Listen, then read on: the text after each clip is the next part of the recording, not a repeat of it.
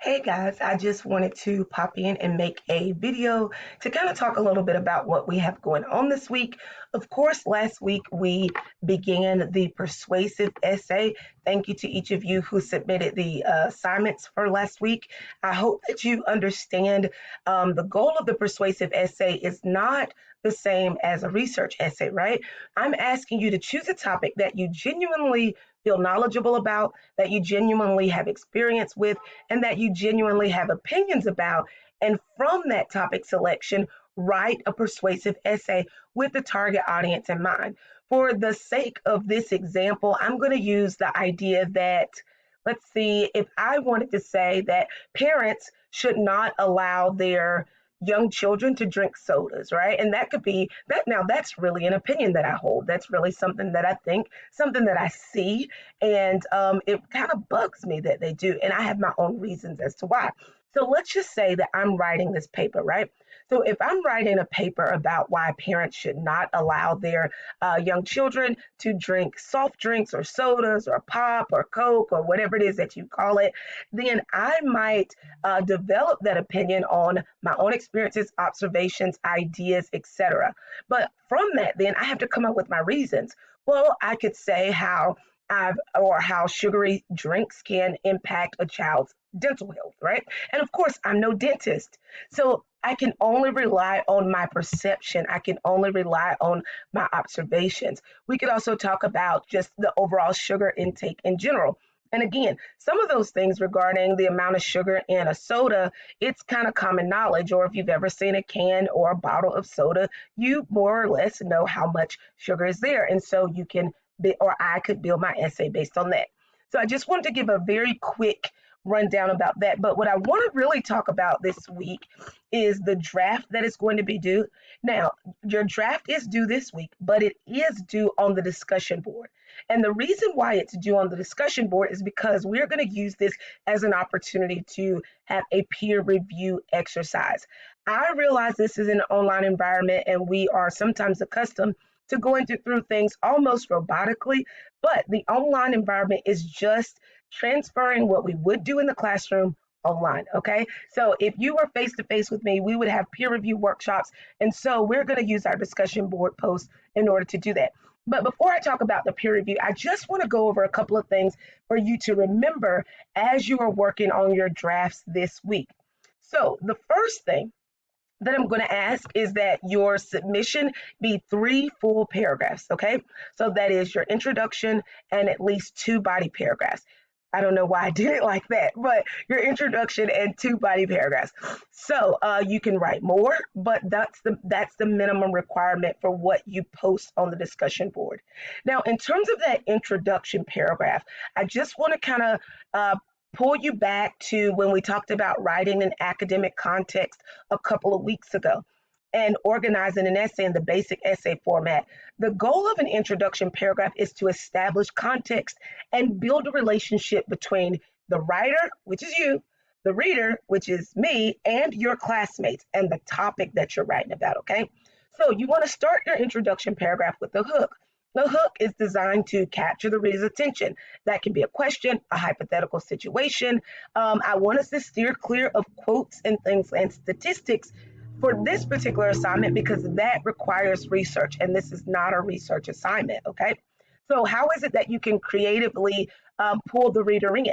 Now, if I were writing this paper about children drinking soda, I might talk about experiences or mention or describe an experience of sitting in a nail salon and seeing a probably a child who is no more than 4 or 5 years old with a whole like 20-ounce bottle of Pepsi, and this child was all over the place beyond the mother's my perception of what the mother should have been doing in terms of controlling this child. But all I could think was how this child was really zooted up on sugar because this child was literally drinking a 20-ounce Pepsi. Now, of course, if I was writing this, I would have to polish that scenario and make it more clear and direct, but I might start by giving that illustration. Now, also in the introduction paragraph, I need to make sure that I establish adequate context, right? A little bit of background about what it is that I'm talking about. And then the most important thing with that introduction is to end with a thesis statement. Your thesis statement needs to be a straightforward statement of your argument. What is it that you are trying to persuade people? And along that line, you also need to indicate the target audience, who you're talking to, right? It's important because everything isn't applicable to everyone, so everything won't be persuasive to everyone. So you have to make sure that you indicate who you're talking to. So my thesis statement might say something like, parents should not allow their children younger than 10 years old to drink soda. Simple, right? And then, of course, I could say because X, Y, and Z.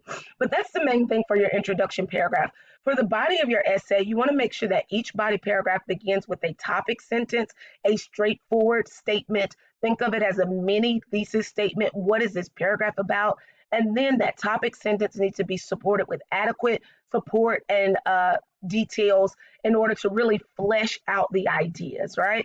If you for every solid example, give some elaboration to really flesh out your ideas so that it's not, a paragraph of 3 to 5 sentences, because that's a bit elementary, right? We want to really make sure that we're writing on a college level.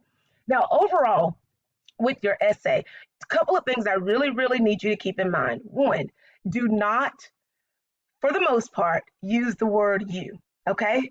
You is a pronoun. You is a second person pronoun. You is a second person pronoun that is used when referring to the person to whom you are speaking. So if you were to say in your essay, you should not allow your children to drink soda, well, what if the person reading the essay doesn't have a child? You've already alienated your audience, right? So instead, I would say parents or caretakers, guardians, whomever. But we don't want to use that vague pronoun reference of you, because my comeback question is always, who is you? And I know that that's not grammatically correct. And I like to say it that way because I want you to understand how ridiculous it sounds when we say you, which is why I say, who is you? Okay. The second thing, and a very, very important thing about this essay is this is not a research essay. Do not Google anything. Do not look up anything. This is a persuasive essay allowing you to fine tune your argument skills based on what's in your brain. Now, that's why it's so important that you choose a topic that you are very familiar with. So make sure that you do not use any outside sources, whether you cite them or not, that you will not be adhering to the guidelines of the assignment. So please, please do not do that. Okay. Now, once you've written your draft, you're going to post it to the discussion board, and that's where the peer review is going to take place. Now, for the peer review, I'm asking each of you to review at least 2 other essays. Now, you can choose which essays from the discussion board to choose, but I do want to encourage you to make sure that everyone gets their essay reviewed at least one time, okay? So if Sally's essay already has 2 or 3 comments on it, don't pick Sally's essay. I'm going to give you very specific questions to address, but something I want you to keep in mind with the peer review, because I realize a lot of people don't like to do those. And one feedback or piece of feedback that I usually get, sorry, oh my gosh, I am sweating.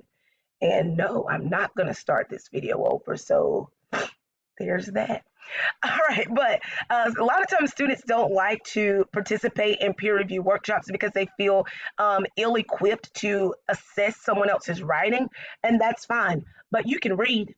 Okay, so because you can read, because you're college students, you are equipped to assess someone else's writing. With that in mind, I'm not asking you to review the person's grammar. I'm not asking you to focus on the conventions, which is grammar. What I'm asking you to do is to focus on the content. If you are reading this essay in a newspaper, magazine, whatever, and you knew that the goal of the writer's goal was to persuade someone to believe something, think something, make a particular choice, or to do a particular thing, would this be persuasive to you? So those are the questions that I'm asking you to consider. Keep in mind, I like to give the analogy that a peer review workshop allows the reader to operate like a tailor, right? A tailor doesn't make a suit or a dress, right? But what that tailor does is fine tunes that suit or that dress to make it fit better, to make it better. It works, right? The sleeves may be too long, the hem may be too long, right? It may be a little big here, a little small there, But ultimately, the dress is still the dress, the suit is still the suit, and for the most part, it can still fit on a body.